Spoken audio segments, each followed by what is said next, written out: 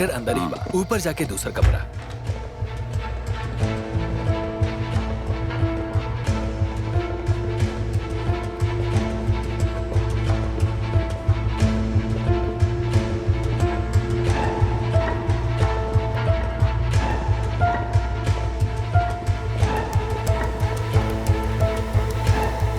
Doctor.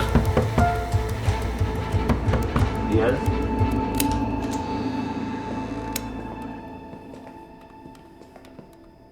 दो तीन मेल भेजे के रहे हमरा, पता ना कब तक जिंदा रहा।